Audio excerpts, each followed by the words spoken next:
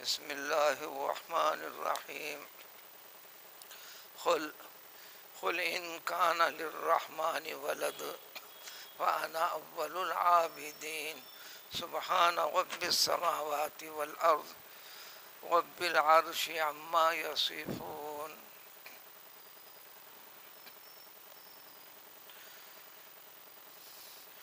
توحید کی تعلیم، عقید توحید کو اختیار نہ کرنے والے، اللہ کی ذات میں کسی اور کو شریک کرنے والے، جس میں عام طور پر بت پرست ہیں، ان کے عقیدے میں یہ ہے فرشتے اللہ تعالیٰ کی بیٹیاں ہیں، اولاد ہیں۔ اور کسی قوم نے پیغمبر عیسیٰ علیہ السلام کو اللہ کی اولاد قرار دیا۔ یہودیوں کے ایک فریق نے حضرت عزیر علیہ السلام کو اللہ کی اولاد قرار دیا۔ اللہ کا اقرار کم و بیش ہر قوم کو ہے، کم و بیش، لیکن اللہ تبارک تعالیٰ کی توحید والا مسئلہ ہے۔ اس لیے قرآن کی سب سے پہلی آیت ہے بسم اللہ الرحمن الرحیم کے بعد الحمدللہ رب العالمین۔ ربوبیت کے اندر ہر چیز پیدا کیا اس نے، ہر چیز کا خالق وہی ہے، ہر چیز کا مالک وہی ہے، ہر چیز کا رکھوالا وہی ہے، دیکھ بھال کرنے والا وہی ہے، ہر چیز میں تغیر اور تبدیلی پیدا کرنے والا، اس ہر چیز کے نظام کو چلانے والی ذات اللہ تعالیٰ کی۔ انسان یہ کہنا مخلوقات میں سے فلاں چیزیں یہ اللہ کے کام میں شریک ہیں، یہ رب العزت کو پسند نہیں۔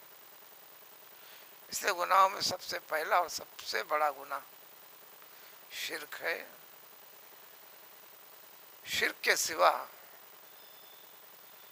اللہ اپنی مرضی سے چاہے تو سب سے زیادہ بڑے سے بڑے گناہ گاروں کو بھی معاف کر سکتے ہیں، شرک ہے تو ہرگز معافی نہیں ہے۔ قرآن میں ایک سے زائد جگہ ذکر کر دیا گیا، ان اللہ لا یغفر ان یشرک بہ ویغفر ما دون ذلک لمن یشاء۔ توحید کے اوپر جمع ہوا ہے، وحدہ لا شریک کے پورے عقیدے کے اوپر، خالی زبان سے اقرار کا نام یہ عقیدہ نہیں ہے، دل سے یقین اور عقیدے کا نام اور اس کا اظہار عملی زندگی میں ہوا کرتا ہے۔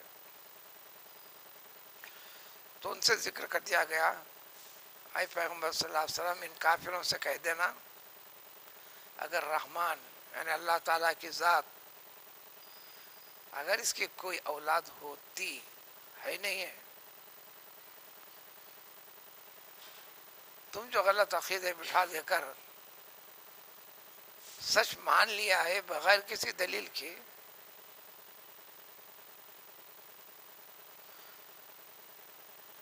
کثرت کے ساتھ بھیجے گئے انبیاء کرام علیہ السلام کے ذریعے سے بھی کہیں بھی ثبوت نہیں ملتا، کوئی دلیل نہیں ہے، دلیل ہے تو وہاں مرگمان ہے، کہیں کس چمتکار دیکھ لیا بس اس کو بنا لیا۔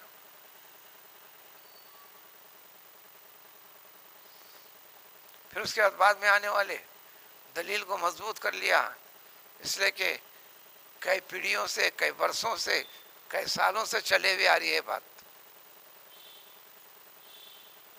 پھر کہیں دلیل یہ قائم کر لیے اتنے طویل زمانے سے یہ خرابی، جس کو خرابی آپ کہہ رہے ہیں اور حقیقت میں خرابی ہے، جب یہ چل رہی ہے تو پھر اللہ تعالیٰ نے ان کو چلتے رہنے کیوں دیا؟ یہ بھی شیطانی وسوسہ۔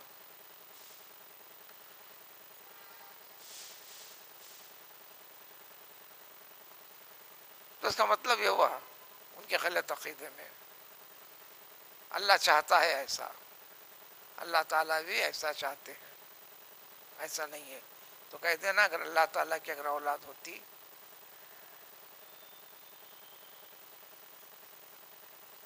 تو میں سب سے پہلے ان کی عبادت کرتا، تعظیم کرتا.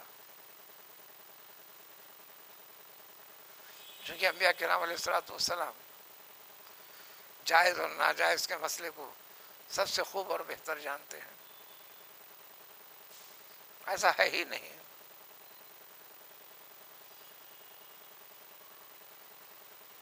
معبود جو سب سے بڑے تعظیم والا ہے، اگر تمہارے بدعقیدگی کے لحاظ سے اولاد کہتے ہو، اولاد ہوتی تو قابل تعظیم کی اولاد بھی قابل تعظیم ہوتی. ہم آگے بڑھتے تھے اس کو.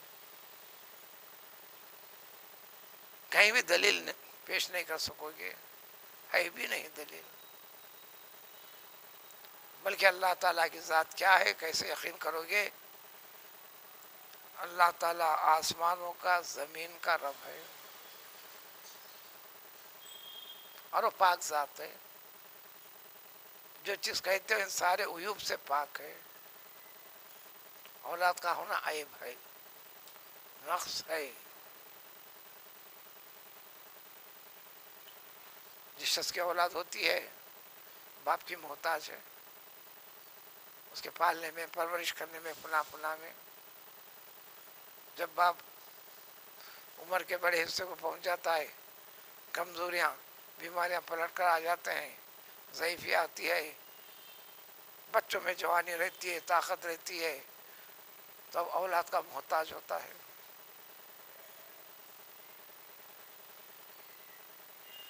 اور اللہ تعالیٰ کے ذات ہر قسم کی محتاجی سے پاک ہے. اللہ کے ساتھ غنی ہے اور صمد ہے. دونوں کا مفہوم قریب قریب وہی ہے.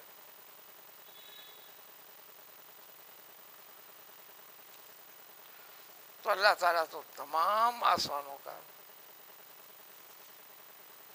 آسمانوں کی بڑی طویل تفسیر ہے. جیسے یہ قرآن کرتا ہے کہ 7 سماوات، 7 آسمان.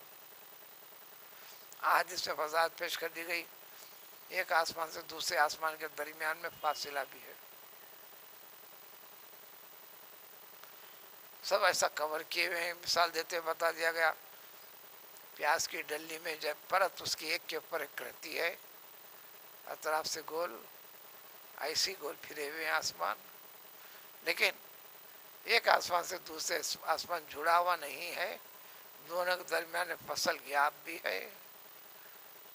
500 برس کی مسافت طے کرتے چلے جاؤ، 500 برس تک جو فاصلہ ہو سکتا ہے. ایک مثال دے کے بتا دیے، اتنا بڑا فاصلہ بھی ہے. 7 آسمانوں کی 7 حقیقتیں ہیں. سب سے پہلا جو آسمان ہے، اس کی حقیقت دھوئیں دھوئیں دھوئیں دھوئیں جیسی ہے.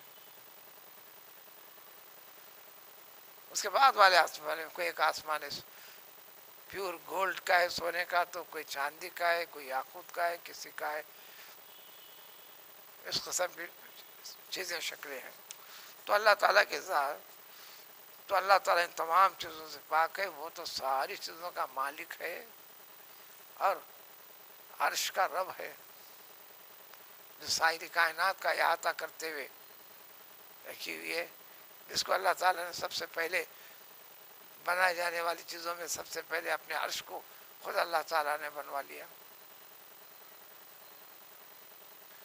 اور اللہ تعالیٰ کے ذات عما یصفون، جو غیر غلط سوچ فکر باتیں کرتے ہیں، اس سے پاک ہے اللہ تعالیٰ کی ذات. یہ سارے حقائق سمجھا دینا ہے، سمجھا دیے گئے. ہر پیغمبر نے سمجھایا، قرآن بھی سمجھاتا ہے. قیامت تک کے لیے قرآن ہے. جو سمجھتے جائیں گے، جو نہیں سمجھے ہیں ان کو بتاتے چلنا ہے، سمجھنا ہے، سمجھا دینا ہے. سارے حقیقتوں کو جان کر بھی پھر اگر اس طرف مائل نہیں ہوتے بلکہ مخالف بن جاتے ہیں، دشمن بن جاتے ہیں، نفرت کرنے والے ہو جاتے ہیں، تو ایسے صورت میں اللہ کا حکم ہے فذرہم، چھوڑ دیجیے ان کو. رسول اللہ صلی اللہ علیہ وسلم کا حکم، آپ کے بعد اس ذمہ دار کو سنبھالنے والے آپ کے امتیوں میں سے جو قرآن، علوم حدیث اور اس کے حقائق سے واقفیت رکھنے والوں کے پر ذمہ داری بتانا تمہارا کام ہے. خاموش بیٹھنا یہ ذمہ داری نہیں ہے. اب وہ اسی میں بیکار چیزوں میں لگے رہیں. یہ خضو کا لفظ ہے، اصل آتے ہیں گہرے پانی میں غوطے لگانا، اندر گھسنا جانا آنا. اسی طرح بیکار چیزوں کے اندر گھسے پڑے ہوئے ہیں. پڑھنے دو. ساری دنیا کی زندگی کو اللہ نے پایا فرمایا لاہو و لعب. زندگی کا جو لطف اندوز ہو رہے ہیں، انجوائے کرنا ہے، وہ ساری کی ساری چیزوں کا مقصد کیا ہے آخر انجام. ایسا ہے جیسے کہ کھیل کا میدان ہے، کھیل ہو تک دلچسپی پیدا ہوئی، اس کے بعد کھیل ختم، لذت بھی ختم، حقیقت بھی ختم. پر انسان کو کچھ ایسا کرنا ہے، دنیا کی ہر چیز سے جڑ کر آخرت کے فکر سے جڑنا ہے.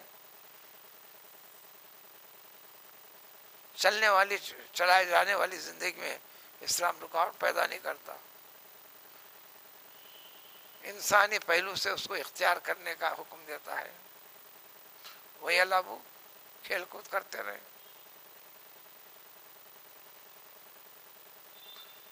ہارون رشید کے زمانے کے حضرت بہلول ہیں. اللہ کے بندوں میں سے بعض بندوں کو تو بچپن میں بھی بات سمجھ میں آتی ہے. حضرت بہلول کہتے ہیں کہ میں بصرہ کے چوک کے پاس وہاں سے گزرا، بچے بادام اور اخروٹ سے کھیل رہے ہیں، یعنی ثابت بادام ثابت اخروٹ، جیسے گولیاں وغیرہ سے کھیلتے بچے.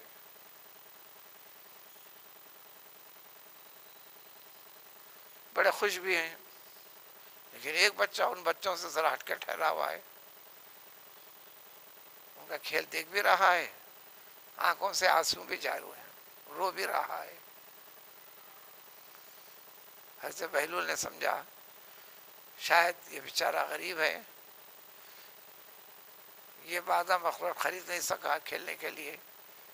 جا کر پوچھے کیوں رو رہے ہو؟ کیا اس لیے رو رہے ہو کہ تمہارے پاس پیسے نہیں ہیں؟ اخروٹ اور بادام لا کر بچوں کے کھیل میں شریک ہو جاؤ. اگر کہو تو میں تمہیں دلا دیتا ہوں. بچہ غور سے منڈی اٹھا کر دیکھا، کہنے لگا تم بیوقوف آدمی ہو.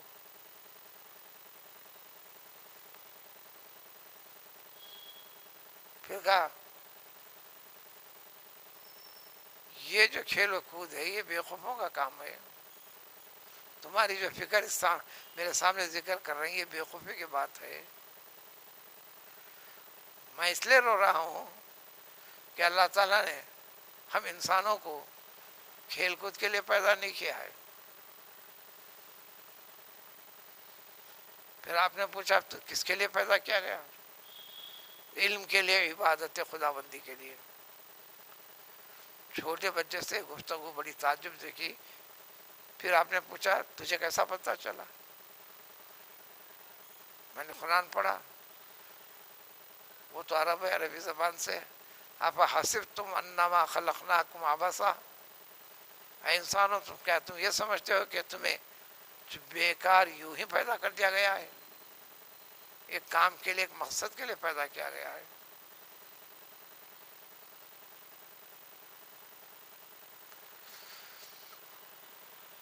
چلو اس میں لگے رہیں. کب تک چلیں گے؟ حتی یلاقوا یومہم الذی یوعدون. جو آخرت کا ذکر کر رہے ہیں، اچھوں کے لیے نعمت کا، بروں کے لیے زحمت کا، مصیبت کا. اور جنت ایسی ہوں گی، دوزخ ایسی ہوں گی، حساب و کتاب ایسا ہوگا، مرنے کے بعد اٹھایا جائے گا، وہاں کی زندگی مستقل ہوں گی. جب انسان اس دنیا سے رخصت ہو جائے گا، سامنا کرنا پڑے گا اسی دن سے. دن کے معنی ٹائمنگ، وقت. ٹائمنگ کا نام دن ہے. عربی میں یومن دن بولتے ہیں، یعنی اصل ہم کے معنی ٹائم، وقت. وقت کے ایک حصے کا نام ہے.